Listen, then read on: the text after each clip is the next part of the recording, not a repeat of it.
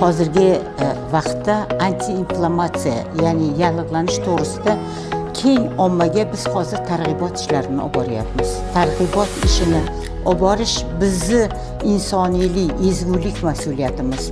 Chunki o'sha xalq tabobati deyildimi, agar biz qanchalik shifokorlarga murojaat qilmasak, agar xalqni o'zi bu mas'uliyat, o'z sog'lig'ini mas'uliyatini olmasa, u bitta shifokorlar bilan buni qilib bo'lmaydi.